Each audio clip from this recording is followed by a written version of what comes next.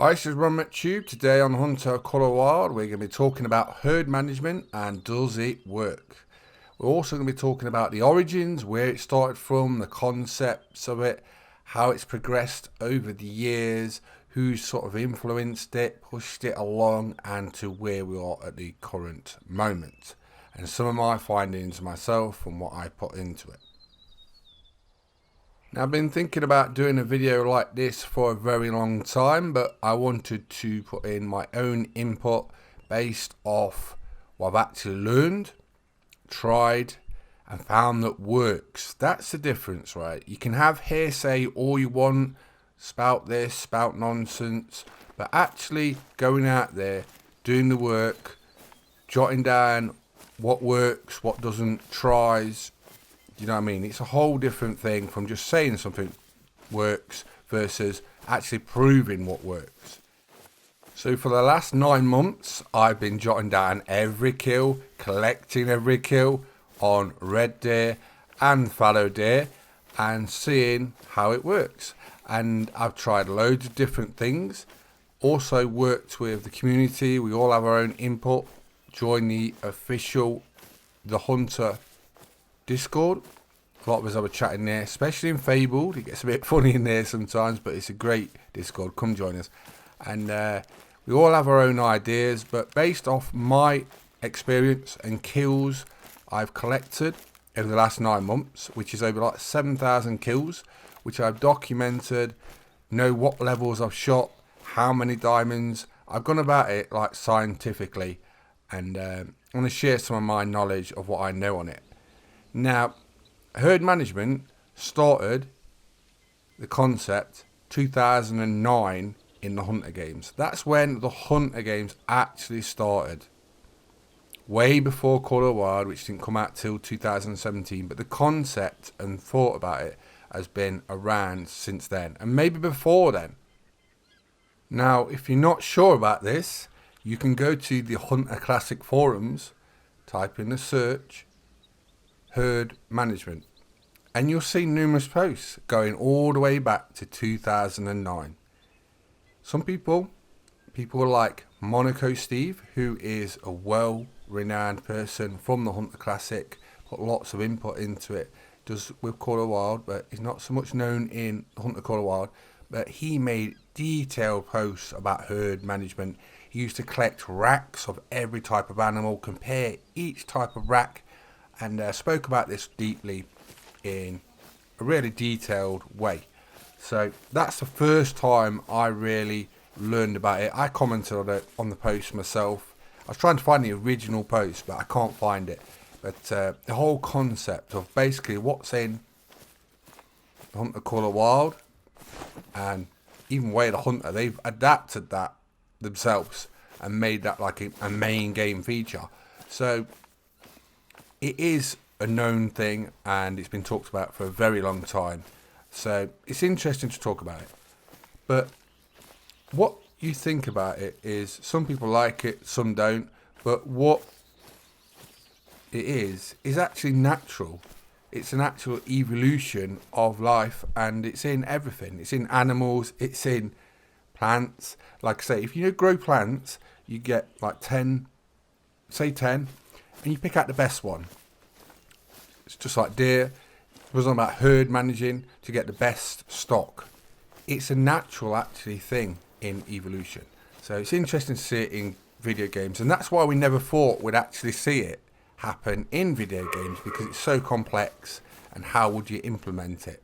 So I was starting to do things like this in the Hunter Classic, sort of starting, and by this I mean like trying to find out how many animals are on the map. I was doing extinction hunts, trying to find out how many species, and I had a band of men and people who would help me on multiplayer. Oh, look at that. It's a great one, followed it. But yeah, I was doing that way back then, and we had people in multiplayer, 8 of us, and we were trying to extinct everything, trying to learn things about basically the herds of animals. So the concept has been around for a very long time, but I don't know when it got implemented into Hunter Colour Wild. It could be when the Great Ones happened. It could have been when it came out in 2017. Now, when the Great Ones happened, which was a massive change to the game, it made everyone crazy. It's like, I've got to get a Great One. People started by design trying to hunt them because mainly a lot of people just want trophy animals, and the biggest trophy animal is what people want to show off in their trophy lodge. So it's just natural that people want to get that trophy. And that's where things get interesting, because people started experimenting more with trying to get a Great One and how could they reproduce getting that trophy. And basically that's where herd management took another step. And this is why I say it's a community method, because it's not off one person, it's built off many people's input, and it sort of develops and grows and grows and grows as we basically develop it ourselves as a community as we hunt. So the Great Ones have come out. We're trying to get them by design, or some people are. Some people are just hunting randomly anyway. That's the majority of people, but some people are like me. They want to know, they're inquisitive, and you start trying things. So I was talking about when the whitetail came out, for example, of stacking diamonds. And I did actually try this really early on. I was only getting 4 or 5 diamonds on the map. And I was just wondering, like some other people were at the time, if you stack loads of diamonds and then you killed them in a row, because they're the highest trophy, would a Great One spawn off it? That's the thinking behind why people was doing that at the time. Basically, if you kill the maximum trophy, it does an even bigger trophy, which is a Great One, spawn off it. That's why people was doing that. So early on, that's what I was doing. People like Grim, he doesn't get enough respect, but he was one of the first to do it in a systematic approach. And it's weird because he got criticised by quite a lot of people, but he was actually doing, by design, herd management and getting, this is the key point, Great Ones in a reproductive way. He was getting them one after another. So he is one of the 4 founders of it, and you don't really get enough sort of talk about, to be honest, which is sad really, because he is one of the first ones to basically push herd management. Then you have people like Jaxie. He was talking about the racks on his stream. I don't watch many streams, but I did watch some of his streams, and he used to talk about if you shoot certain racks of certain types, and this goes all the way back to what I was talking about with Monaco Steve. He used to collect every rack and compare them to the scoring of what they made. This is like 2009 he was doing that. But Jaxie was talking about this similar sort of time to Grim, but Grim was doing it in a repeating manner, systematic manner, and getting Great Ones when people weren't doing that. They was just hunting randomly. So then we take another step forward. As I said, the community advances, they learn things based off other people's knowledge, and that's just how everything works in history. People like iBuy pushed it forward again because they're spending many hours a day grinding and doing herd management. And this is the thing, right? iBuy's out there in front of everyone at the moment with Great Ones. But the thing is, the Hunter games reward time. So the more time you put in and manage it efficiently with herd management, you'll probably get better results than anyone. That's it. So if you can put those hours in, you'll get better results. He has pushed it forward. Him, Scarecrow, they're leading the way at the minute at Great Ones. But the thing is, like I say, a lot of it is just down to time. So you can do it yourself just as good as anyone out there. All you need to do is herd manage efficiently and put in the time, and you'll get the same results. Now, what I've learned over 9 months of going about this scientifically, listing all my kills, collecting every kill I shoot, is collect all your kills on animals at the start of the grind. If you stack your diamonds on max levels, it helps your lower levels spawn. And basically you want whatever species you're grinding for, you want half of your map to be lower levels. Once you do that, this helps the higher level spawn. Now this is a big thing. Does herd management influence Great Ones? I think there is a bit of RNG to it, but I do think it influences. And basically what I've learned, especially on this fallow deer great one grind, is I've been killing a diamond, check my map, make sure there's no more, close the game, start again, see what spawns. And when this spawned, right, yesterday, basically I killed a diamond, closed game, come back, there was a diamond, killed it, close the game, come back in, another diamond potential spawned, I bodged it, and then I killed another, and then he spawned off a diamond. I think it's just a chance that it can spawn as the highest trophy, and that's all it is.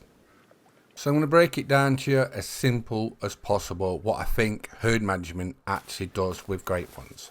So we're going to take fallow deer for example, because we're hunting them at the moment and lots of you are. There's about 80 males, right, on your map.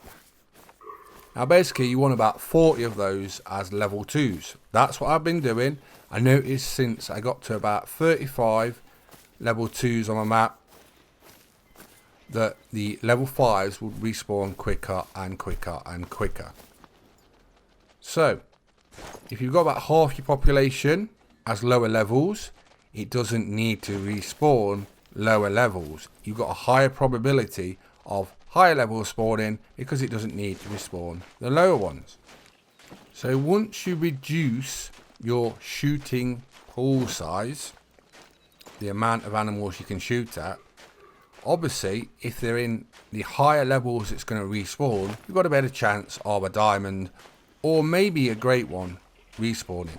I actually think a great one isn't as complicated as many people think at. I think it's basically just like a diamond respawn, but just a higher probability. So if you reduce the numbers of shooters, like I've done with my red deer, I've only got 23 to shoot, which are level 5 to 9, then obviously you're going to get a great one spawn quicker than having the whole herd of males to shoot and just randomly, you know what I mean, respawn and come back as a great one. So I think basically by reducing your numbers with herd management, you have got a great chance of spawning a great one. I think there still is a bit of RNG to it, but I do think it's not as complicated as most people think, and I think it just spawns like, I don't know, multiplier of a diamond basically. But like I say, reducing the pool size definitely does seem to help. You seem to get them, if you collect your kills and herd manage, you definitely do seem to get great ones in a lower average sort of amount of kills than someone, say, who's shooting randomly and not herd managing. So it's been nice to talk about this. I've had my thoughts on this for quite a while. I'd wanted to share my info with you to help people out get great ones who probably couldn't get them and struggle with them. So I hope it helps you out. But yes, does herd management work? I would say yes for great ones. Like I say, it reduces the pool of numbers that you're going to shoot. So if they're going to respawn in a low amount of numbers, in a higher level, then I can't say it doesn't not help.